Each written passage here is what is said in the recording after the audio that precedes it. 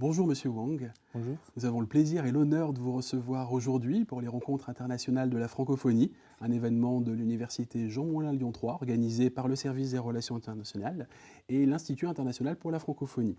C'est un événement qui est financé par la région Auvergne-Rhône-Alpes et aujourd'hui nous avons le grand plaisir de vous recevoir. Je vous laisse peut-être Monsieur Wang vous présenter.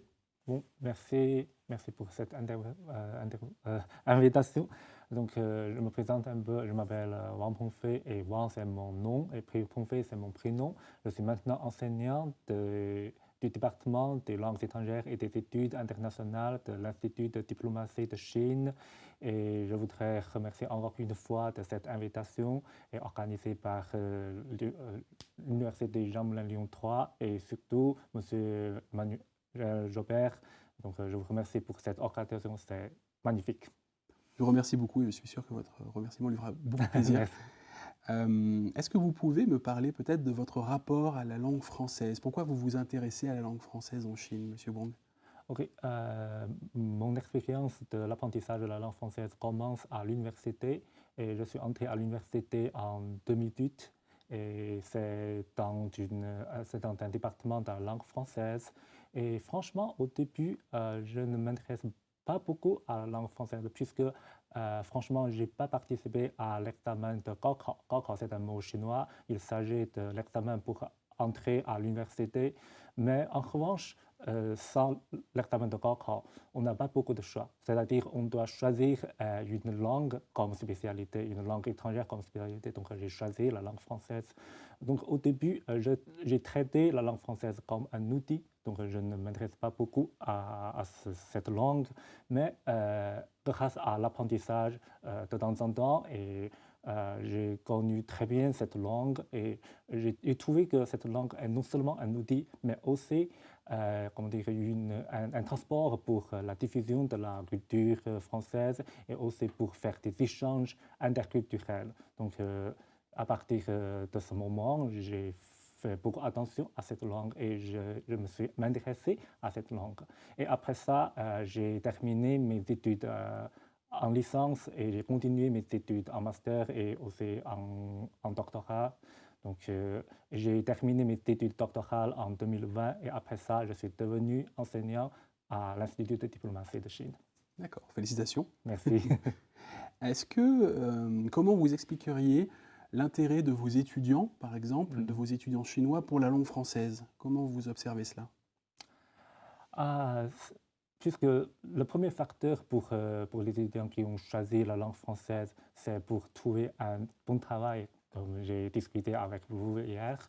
Et en Chine, il y a beaucoup d'apprenants qui sont en train de faire un apprentissage de la langue française et leur cible est non seulement pour mieux connaître la langue française ou bien la culture française, mais aussi pour obtenir un bon travail dans un proche futur grâce à cet apprentissage de cette langue. Mais peut-être la réalité est que si on veut avoir un bon travail en Chine maintenant, c'est-à-dire un bon travail, c'est-à-dire un travail qui a un haut revenu, donc peut-être il faut aller en Afrique. C'est une région importante de la francophonie, n'est-ce pas? Mais il n'y a pas beaucoup de boulot potentiel en France ou bien dans d'autres pays francophones. C'est une condition inéquilibrée maintenant. C'est un défi maintenant pour l'enseignement et aussi l'apprentissage pour la langue française maintenant en Chine, je pense. D'accord. Est-ce que, comme vous parlez de francophonie, est-ce que vous voyez un avenir pour la francophonie en Chine? Comment Mm. vous le voyez, cet avenir? Oui, l'avenir, c'est assez clair dans un proche futur, puisque, comme j'ai dit, puisque auparavant, on fait beaucoup attention à la culture française et aussi les échanges culturels ou bien les échanges commerciaux, etc., avec le gouvernement français, avec ce pays.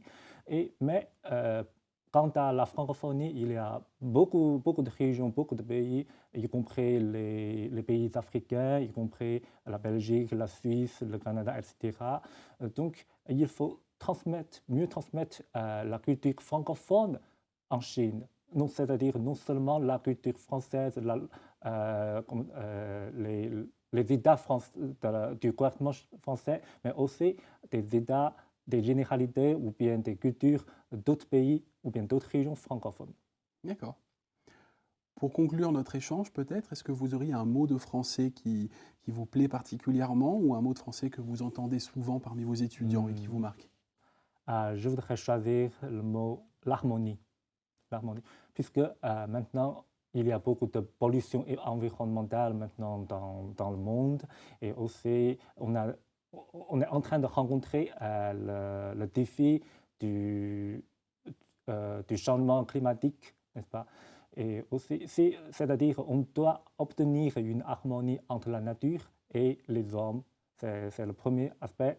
Et le deuxième aspect, il y a maintenant des conflits dans quelques régions maintenant dans le monde. Donc, si on peut obtenir une harmonie, peut-être ces conflits ou bien ces dangers pour les personnes ou bien pour les pays, pour les régions, va être résolu donc, dans un proche futur. Et aussi, c'est une harmonie entre les pays, entre les gouvernements et entre les agences. Donc l'harmonie, c'est très important, donc je voudrais choisir ce mot. Très bien. Je vous remercie beaucoup, Monsieur Wang. Nous Merci sommes ravis de vous encore. recevoir à Lyon. Merci encore une fois. Merci, Après. au revoir. Merci.